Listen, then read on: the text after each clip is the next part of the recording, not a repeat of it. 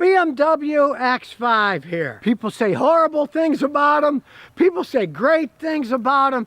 Here's a real one that a guy bought used. Okay, the original MSRP was $78,000. He paid 28 grand with 40-something thousand miles on it.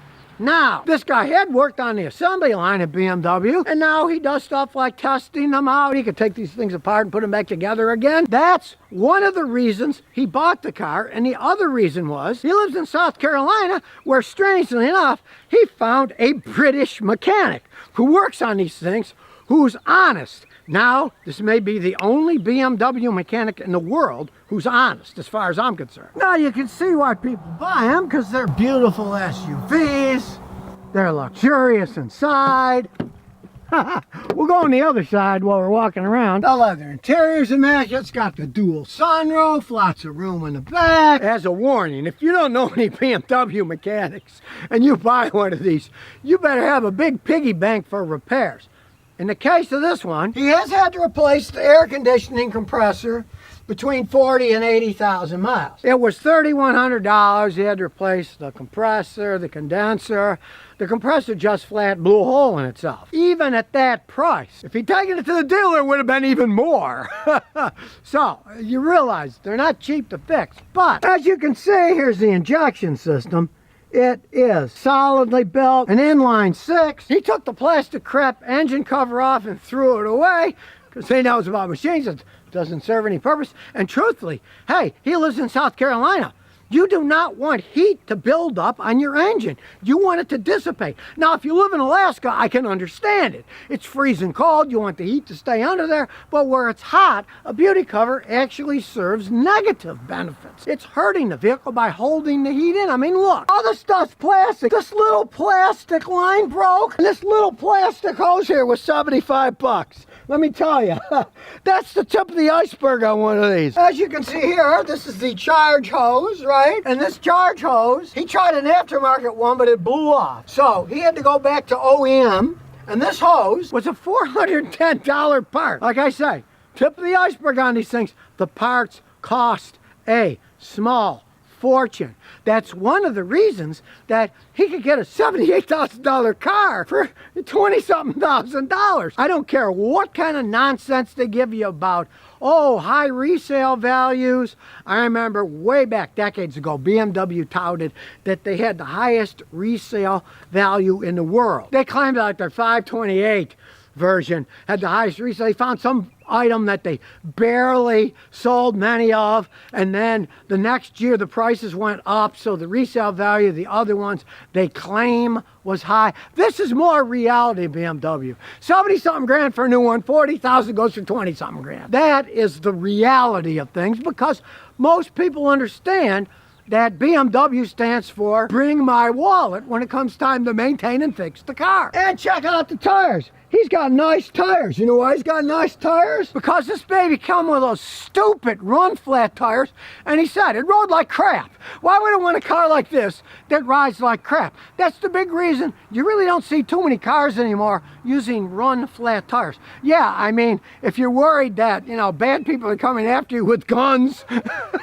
you want to have bulletproof tires that run flat? Yeah, but if you want a nice car that rides nice, run flat tires stink. So, he went to normal, good tires. You can see these aren't crazy low profile. They're normal tires, normal rims. They're not that crazy gonna go flat every time you hit a curb or hit a pothole and blow out. They're much better with these tires on them. Now, this car has about every option there is, but he went with the base wheels. He didn't want to pop his tires on the potholes and deal with that crap. But everybody wants these big wheels with low profile because the way they look. This guy's smart. He got this for the way that it drives. The original idea of BMW was the ultimate driving machine. And way back in the 60s, hey, they were driving circles around American cars, and they kept their driving up. It's just that they started going too much into stylistic crap that doesn't serve a purpose. We'll take a look inside. Start her up. Whoa, look at that BMW, boy. That's a really cool little Merry Christmas and Happy New Year. Now you can hear this is one strong running engine. I'm gonna put my scan tool on it, but BMW and these 6-cylinder engines, they can run forever, smooth power delivery, nice smooth idle. A lot of companies have gone away from straight sixes, not BMW. These things are solid built. And this one has an excellent transmission. He says it shifts even better now than it did when he bought it years ago. They're solid built cars. It's the plastic and electronic stuff that'll drive you nuts. And as he just told me, you gotta maintain them. A lot of people don't maintain anything. Okay, let's say you're gonna buy a Toyota, right? Buy a Toyota. Change the oil every 10,000 miles. That's about it. First 100,000 miles, 10 years, that's probably all you're gonna have to do. These you have to maintain. If you don't maintain your car, don't buy a BMW. So we turn the old scanner on. Diagnosis, X5, US, diagnosis, and an auto scan. Here we go. So here we go. Now we always expect a few codes. We'll start out with the integrated chassis management. It has one fault. And the code is signal invalid from a transmitter. From the electric power steering. As the owner just said, if you heard him, stupid German stuff. Yes, the Germans get carried away with just about everything. We really don't care about that. There's also an electronic power steering code. Let's look at that. I bet it's the same code too. Watch. Electronic power steering torque sensor steering angle index faulty intermittent. So we'll erase that too. The headlight high system is 2 codes. Let's see what those codes are. It's actually getting to be comical now. Okay, intermittent connection, headlight to CID, no communication.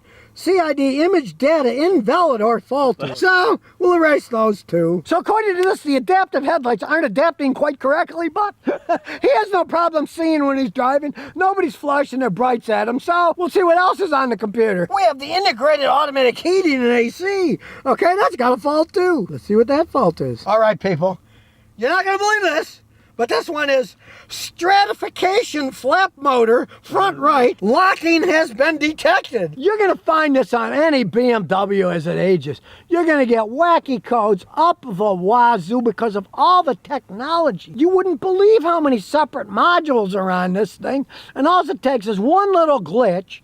Realize all these computer modules work on 5-volt reference signals, not much power, and usually the amperage that goes through them is milliamps, thousandths of an amp, hardly any little glitch, and it'll do squirrely stuff like this. So we'll go back, we'll erase that too. Now all the codes are gone, except for this first one, the integrated chassis management. It erases, but it immediately comes back on. It'll be the same code for sure. Signal EPS is invalid, the transmitter for the electronic power steering. So according to this, it's not getting the actual position of the power steering. There's something wrong either in the wiring or the sensor itself. But like I say, he hasn't had any problem driving it around. So let's look at live data. 2 live data. Battery voltage is fine. Remember, these are color coded. If anything's weird, it's going to be color coded and be off. But look at all this stuff. Ambient pressure, ambient temperature, throttle valve opening position, charging pressure. Oh, we're giving the Germans a plus here. The data's here on this machine. Do I have to get a pressure gauge and hook it up? Fuel, maybe it'll leak, start a fire. Then you got to buy new gaskets. This, at least you get a good machine like this, you can actually read it to see if it's working right or not. I'll give them an A+ for that one. And check this out. Variable camshaft timing exhaust position with engine running. It's running. It is 4.06 per 0.22. It moves around a little. Kerbalwinkles means crank angle. The angle of the crank. Yes, they have to have everything in strange languages, even on the machines that we Americans use. So here we go with more. The pressure. I mean, look at this. Running rough value. Pretty close to 0. I mean, look, we're talking about you're off of 23/100ths%. It's practically nothing. Of course, there's no misfires. They're all 0. But the Germans go further than misfires. They go to rough running values. Now, that one was perfect for second. It was 0.000. Oh, now it's 0.049, 0.060, 0.00 again. That's the Germans for you. In their search for perfection, they find out, well, we can get close, but we can't get the whole way. Good, but you can see, look at the amount of data. This thing has so many modules on it. it will make your head spin. Alternator temperature, alternator excitation current. You can really analyze these things if you want to go that far. It shows you the Hall sensor, 1 accelerator pedal voltage, sensor 2 pedal voltage. They really make it so you can analyze the stuff. There's no arguing that. And ignition timing on a running engine, it's running. It is 3 degrees Winkle, 3.75, 4.5. We'll rev it up, of course. It'll go up then because it's got advanced timing. Well, it's actually in excellent shape. Winkles or not, so let's take it for a spin. And of course, it's got a killer stereo. We got all kinds. Look, wide angle, side angle, regular angle. Look, we can see everything. Look, here we go. We're moving. It can see we're moving. I love these cameras. Now, this baby even has night vision on the front. Let's hope it doesn't have an MG42 under the hood, too. And of course, as you can see here, it's got a nice heads-up display. Shows you how fast you're going and the speed limit where you are. It's 25 miles an hour here. Comes in real handy. And this is broad daylight.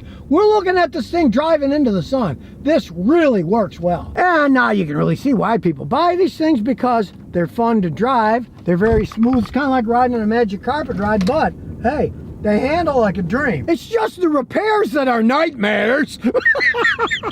So here we go to our little drag strip. Nobody's coming, so, well, somebody's coming there. You take these things out in the country, out in the highway, that's what they're made for. And here we come to our little drag strip. Now realize, this is just a 6-cylinder inline engine, but the Germans know how to make them. We'll check the shifting, and we'll check the engine. Ready, set, go. Smooth power delivery. Those shifts, you can barely feel it shifting. That's how they sell them. You get in one of these and drive it, you're gonna think, oh man, I'm in love with the BMW.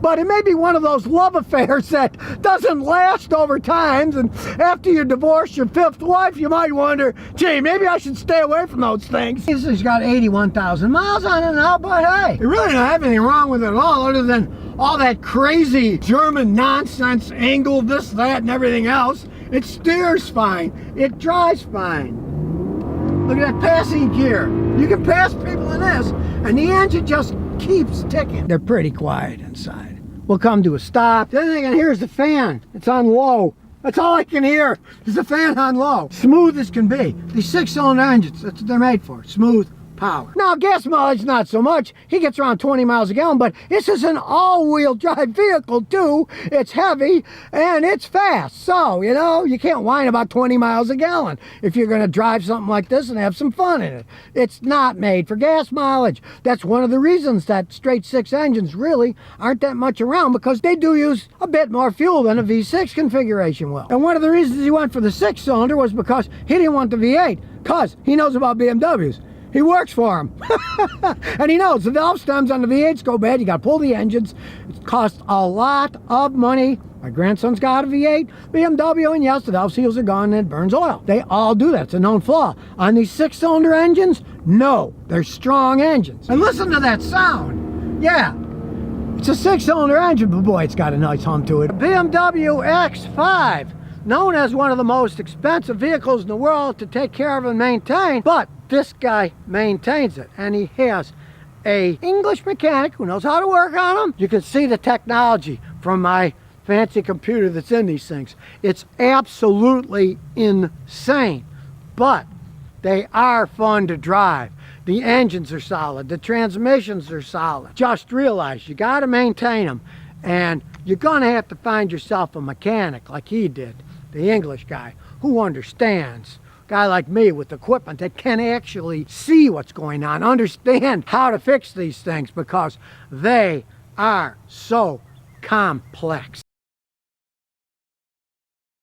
Now, this is a 2006 BMW 6 Series convertible. They're beautiful looking cars, and it has a massive BMW V8 engine with a lot of torque. And this one is the swanky rag top, but it's raining today, so we're not going to bring it down. It does have those insane low profile tires, and you can see these are all chewed up. That low, they're always breaking the rims, wrecking the tires. Now, they are set up for performance. They have massive brakes in the front and in the back, and this 17-year-old one still goes like stink. But do they break down super fast and cost super amounts of money to fix? Well, I'll show you on this thing. We'll stick it in, put it in neutral and start it up. And it does sound great. You can see the leather's still in good shape. Now, yeah, they got tiny back seats. No arguing that. This is a two-door. It's not a lot of room in the back. But that's not what this is about. It's a sports car. It's a classic sports car. It's got a V8 engine in the front. It's got a 6-speed transmission in the middle. And it's rear-wheel drive, a classic rear-wheel drive car. But does it have classic BMW problems? Well, let's get out the scan tool and find out. And we'll see what happens. Now, I'm using a giant scan tool because these things have all kinds of technology, and this is going to pick it up a lot better than the cheaper ones will. Engine diagnosis. We're waiting, we'll see. Well, the SOS system doesn't work. It had a little warning on it. It knows the VIN. It knows it's a BMW 650i, 2006. It's got all the information here, so just turn off the ignition switch, turn it back on. The systems. And there's a lot of systems in one of these things. Let me tell you. The CD changer, even that stuff's run by computers. It's got a DVD player too. Unfortunately, the screen doesn't work anymore. Through a ton of data. And not only will it make your head spin, it'll make your wallet spin when you find out what it costs to fix the stuff when it breaks down. All these crazy systems, so we're going to do a smart scan.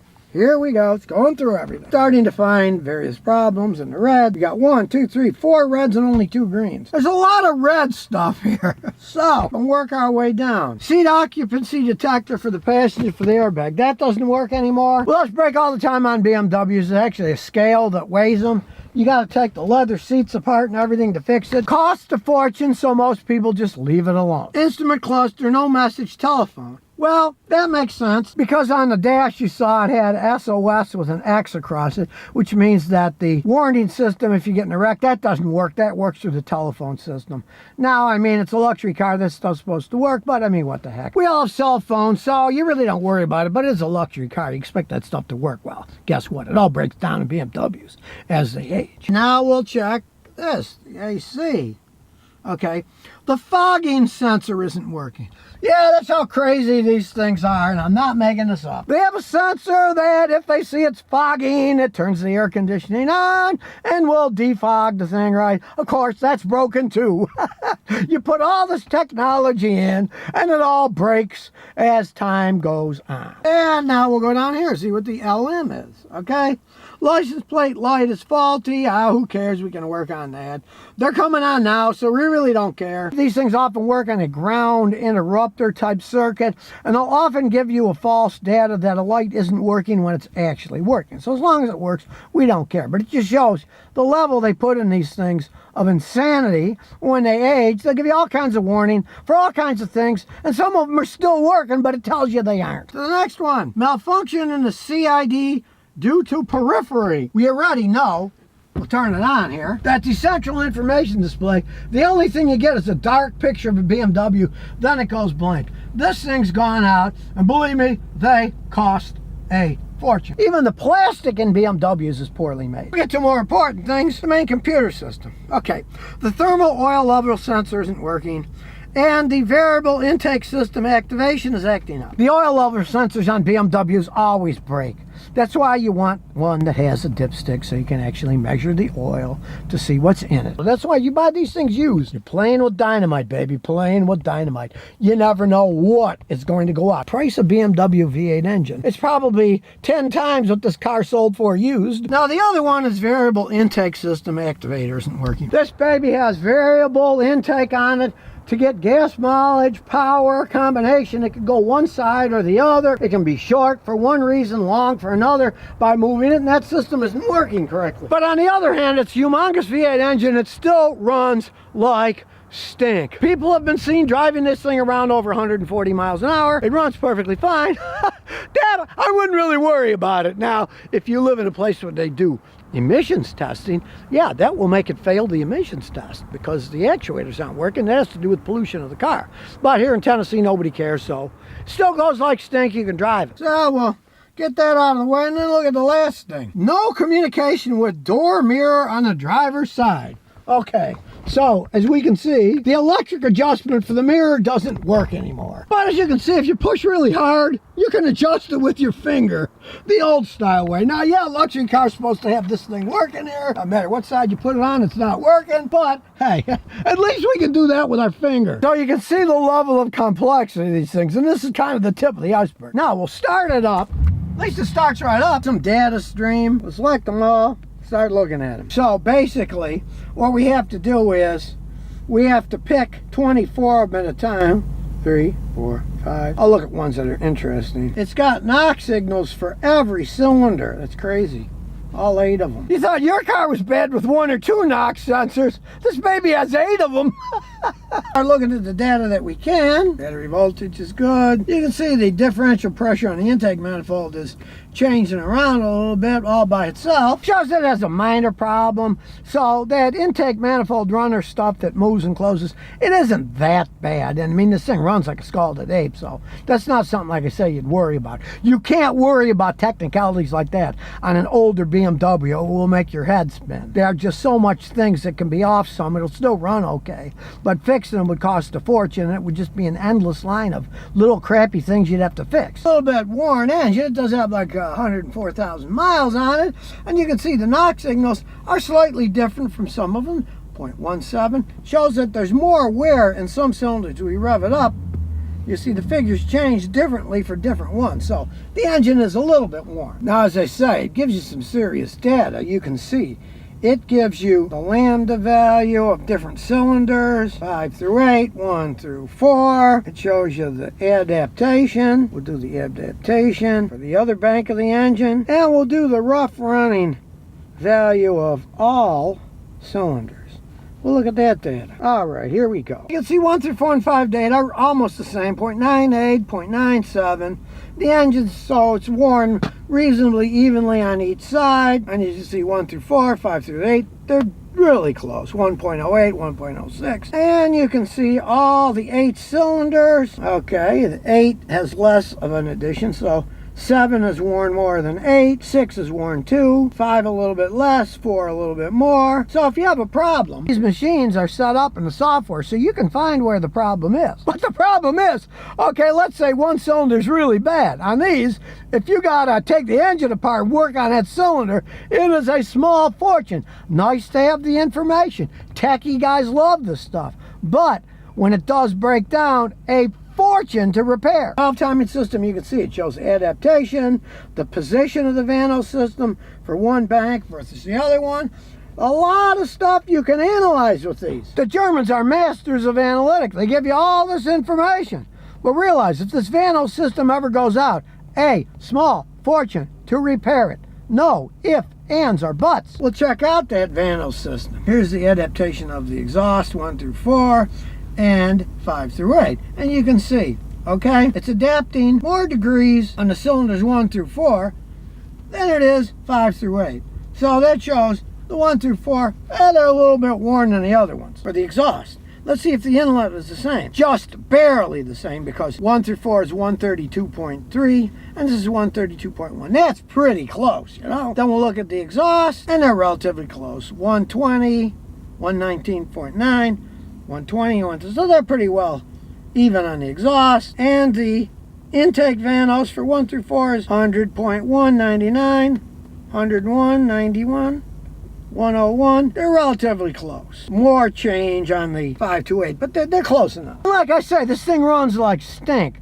It's just, you never know how long they're gonna run like stink. Now I'm gonna clear these trouble codes, and you'll see the ABS one stayed, so did the SRS, and so did the instrument cluster, because the instrument cluster is obviously broken, it's not working. These particular ones are hard codes, not soft codes. They stayed, they won't erase. But considering it still runs good, well, we know that the tire pressure monitoring system isn't working, the tires have been changed, the probably batteries would have been dead anyways, as old as it is. We'll take it for a spin. But as you can see now, they don't paint them like they used to, but it's almost completely faded off. Whee! And yes, it has these insane low profile tires that I hate anyways. Do realize, as you see, the gas is getting really low here and the warning's coming on. Now as you drive down the road, you can hear that noise. Watch. The more I turn to the left, quiet, a little to the right, noisy to the left, That means the wheel bearings in the front are wearing out. Who knows how many times it's run into stuff that it's no surprise the wheel bearings are worn. But I gotta get gas fast before it leaves me stranded. It's almost on zero. Now realize one thing, you want this thing to run right, you're gonna have to run premium gas on it. So you're gonna pay more for it. So today for 10 bucks, you get a little over 2 gallons. And that's not gonna go so far in this thing. So now that it has some gas in it, we'll start it up. And I can actually drive without worrying of running out of gasoline. And even though I've shown you why BMWs can be endless money pits, all the technology, the insanity, I'm going to show you why people buy them. I'm not saying whether it's a wise move or not, I'm just going to show you why people buy them. Because literally, when you're driving on the road, these things go like stink. No arguing that. They handle quite well. Even this one's shaking a little bit because it needs tires and balancing and stuff. These things are beasts on the road. And as we approach this curve here, you don't have to slow down, you can speed up. These things are insane. They're so much fun to drive. Because really, the BMW 6-cylinder engines were pretty quick to begin with. When they started messing with these V8s, hey, they got some powerhouses in them. Well, if you want to ignore all the warning signs about BMWs and don't mind throwing caution to the wind, and you can find one of these cheap, there's plenty of low-priced ones out there when the owners find out how much it costs to fix them and the money they threw in them. You might have a whole bunch of fun for a short period of time driving one of these around. Beautiful looking car, and as I said before, when you look inside you can see this is German technology. Well, actually Austrian technology. It's a different country. These things are made in Austria, same place that they make the Mercedes G-Wagon, the Magna Steyr Corporation. Now, to make this little roadster go, it has some very interesting technology. The most interesting is the speed mode that this thing has. As you go inside, there's a button here, and it says Sport. When you push the button, the dash says Sport. It is now in sport mode. Now, I know a lot of people think, oh, buttons, what do they do? It's just some scam to make you think it's going faster. Well, in this case, the sport mode actually does quite a few things. And the first thing you're going to notice with the sport mode is sound. So first I turn it off. Now it's in non-sport mode. You can hear the sound when I rev it up. And now we're going to turn the sport mode on. You can see it says sport. You certainly notice the difference. What's doing it? Well, I'll show you under the car. As we go under the car, you can see in the back of the muffler here, there's a little valve. It opens and closes that valve. Now here in Texas, there's no decibel limits. You can't make outrageous noises. There's a law that's just a general law. Some states have decibel limits. Check this thing with the decimal meter. It's not particularly high, but what it's doing is it's opening that valve up. You're getting more flow and giving it a little bit more power. Now, when I was younger, guys, muffler deletes, they cheat. They'd have a valve on the exhaust, and they'd have a cable. When they pulled the cable, like a choke cable, it opened up so you had no muffler, and it was straight exhaust, loud as can be, which is illegal. This isn't straight exhaust, it's just modifying it. Turn that switch off, goes back to normal. But that's part of the sport package. Changes the exhaust a little. But that's not all it does. Pushing the sport button affects under the hood too. Changes the computer settings. You get a sharper throttle response. Computers can do magical things. You get more acceleration. Of course, you're going to get worse gas mileage. You don't have to run it in sports mode all the time, but when you do, you get more power, and you're going to use more gas, of course. And it also makes quicker shifts. It affects the transmission to give you more acceleration. And at the same time, it also tightens up the suspension system, which is also electronically controlled. So it can handle the extra power and speed. Of course, yeah, it's going to ride a little bit rougher. This is a 2-seat roadster. It's going to tighten all that up. You'll feel the bumps more, but you'll have better handling. It's an active differential, electric control, and multi-plate clutches to control the power to each wheel. That controls the lateral torque when you're cornering, so you have better stability.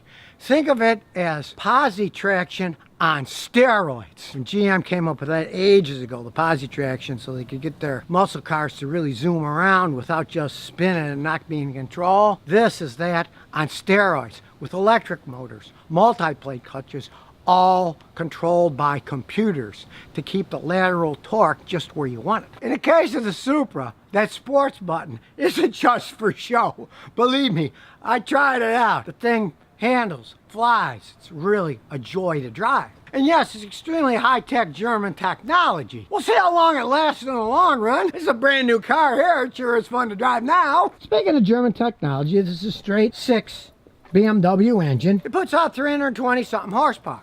So it's got a lot of power. But the BMW version of this, which is the Z4, puts out 380-something horsepower. Now, why is that the case? The BMW Z4, it has the same exact engine, it has the same transmission. Why does it have a lot of horsepower? The BMW straight 6 engine, which is the same engine, 2 turbochargers on it. It's a straight 6 engine, but it has 2 turbochargers on it. So it puts out more horsepower. They didn't offer it in 2020 only in the BMWs. They do that. Now, the BMW Z4 is a convertible. This is a hardtop.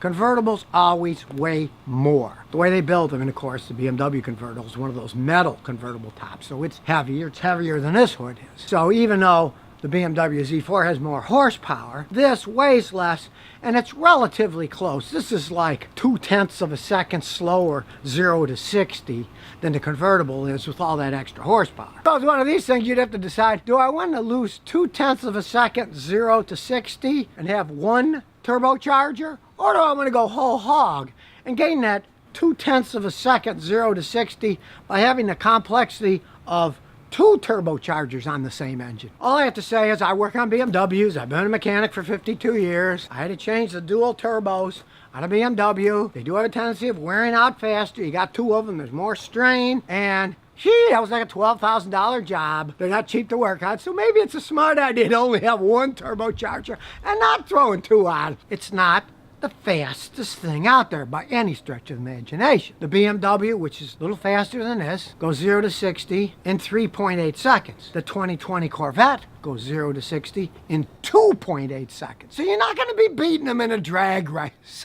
no matter how big you put an engine in this. This is a 2-seat roadster for having a lot of fun in. Now, for safety reasons or whatever, these are electronically limited to go 155 miles an hour. Take the Corvette. It isn't. It'll go 194 miles an hour. So if you're going to the racetrack, you're not going to be able to keep up with one of those things. This is really a lot of fun, and really, come on now, in the real world, you're not supposed to go over the speed limit, which the top in Texas here is 80 miles an hour when you drive out to El Paso. If you're racetracking, it's a different ballgame. Other technologies you might be interested in? Well, you're probably really interested in the transmission. Yes, it is an automatic transmission. It is a ZF 8HP, which stands for 8 High Performance. They use these in a lot of vehicles. They're fascinating transmissions. This isn't some exotic one-off job that they make a few of. For example, in 2017, the ZF company in Austria sold 3.1 million of these ZF 8-speed transmissions. That is a lot. And it isn't one of those exotic dual clutch transmissions where it's actually a manual transmission with 2 clutches, but the computer pushes the clutches and shifts it. This is a traditional automatic transmission. It does have a torque converter, and it's got 8 speeds. They seem to have perfected these things. I was totally impressed by how this thing went. If you wanted to go in normal mode, you couldn't even feel the thing shift gears because there's 8 of them. They're closer together. When you put it in sport mode, it took off like mad, but even then, the shifts were extremely smooth. It wasn't some it was smooth. They are well-built transmissions. They are extremely complex. They cost a king's ransom to repair when they finally do break down. But they are not notorious for breaking down until they get a lot of miles on them. We'll take it for a spin and I'll show you. Now here's normal non-sport mode. You can feel it shift. Well, you can't really. Look at that. Unbelievably smooth. There we go, it's in sport mode. And away we go. You can hear and feel the power. And with the suspension tightened up, man, this thing handles like a dream. It just goes and handles. No problem controlling it whatsoever. And yeah, you're gonna feel the bumps. It's a roadster. Realize I'm doing all this with one hand on the steering wheel. Total control, no hands. It is one stable vehicle. Now you can tell I was driving it hard because Those cooling fans are running. You see the car's turned off, yet the fans are still running. If you have a car that isn't designed right and you beat it hard and turn it off, the residual heat will cause problems with the engine. This is going to run those fans until it gets an acceptable range. Then they turn themselves off. This is really a technological marvel. There's no arguing it. So if you never want to miss another one of my new car repair videos, remember to ring that bell.